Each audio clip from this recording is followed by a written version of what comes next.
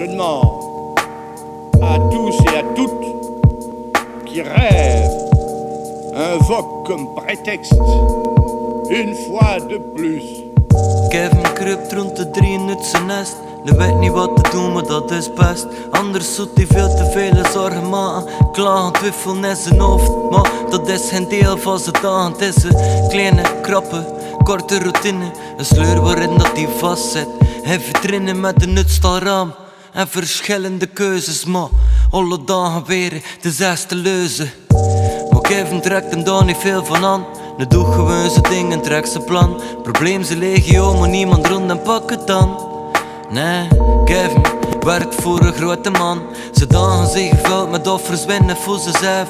En is erop getraind, lijkt ze tringrit in heaven die hem toespringt. Hij wil alleen maar een vrouwtje, maar wie kan je nog geloven, wie vertrouwt je? De meisjes dat hij kent, wel een kerel met een sixpack, een dikke oeh en een goede Cadillac. Maar Kevin het alleen maar zichzelf voor te bieden, maar win het in de woorden of van zien. Dus voor Kevin is de sleur reëel. Elke dag geslapen in een nachtmerrie surreëel. Maar Kevin slaapt nog amper in droom. Want Kevin leeft een andermans droom. We leven al in droom, ook al dromen zelf. We winnen mensen leven in de droom van hunzelf. Een andermans droom, we leven met de leegte. We leven veel te weinig in zijn droombeelden. We leven al in droom, ook al dromen zelf. Maar winnen mensen leven in de droom van hunzelf. Een andermans droom, we leven met de leegte. We leven veel te weinig in zijn droombeeld. Lieselot gaat vanavond weer op stap. Ze is op zoek naar die ideale gast. Een kerel die op alle flanches te beer past. Die haar heeft wat ze wilt en haar wilt voor haar lach. De humor dat ze koestert, dat meisje diep van ben. En moet de gast zijn die al die zaken voor hem wilt winnen. En Lieselotte had op tocht, ze zoekt, dus ze vindt niet wat dat ze zocht. Maar komt de kerel tegen in stad, aan de bar, gespierd, verzorgd. En ze stapt recht op hem mof. Ze geeft hem een verleidelijke blik en een makketeurhof. Ze beslissen te stoppen bij zijn appartement. Maar hem komt zo te veel van die appartementen nogal los.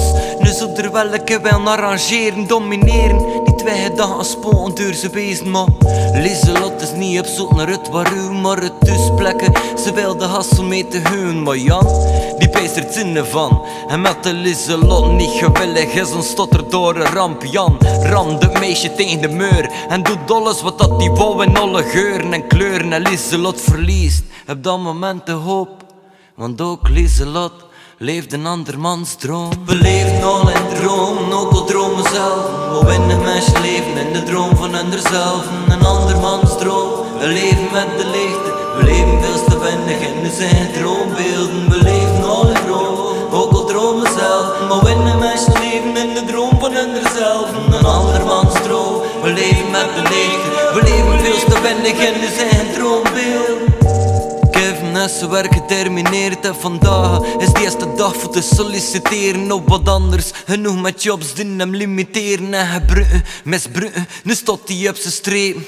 Nu doet hij juist wat hij wilt, wat dat hij van droomt, totdat hem uptelt. En dus is hij op school en afspraken 2 in een kantoor. En het meisje zet hem op te wachten, alle hoop verloren. 2 weken geleden stort de hele wereld in. Ze werd verkracht door een gruwel van een vent. Ze was nog thuis op zoek naar iemand met de boodschap, maar ze vond alleen een valsje Casanova's. De bellen van de deuren, ze opent hem van hieruit. En binnen komt de kleine kerel met de bierbuk en hij zet hem. Ze luistert naar het verhaal, hij wordt vervoerd. Ze zoekt achter iets dat hem kan ontroeren. Ze klappen langer dan gepland en er ontstaat een klekke vonker. Te schiet in brand en ze kussen. Ze droom eindelijk van een eigen leven in plekken van te leven, like andere man. We leven al in droom, ook al dromen zelf. We winnen mensen leven in de droom van hunzelf. Een andermans droom, we leven met de leegte. We leven veel te weinig in zijn droombeelden. We leven al in droom, ook al dromen zelf. Maar winnen mensen leven in de droom van hunzelf. Een andermans droom, we leven met de leegte. We leven veel te weinig in zijn droombeeld.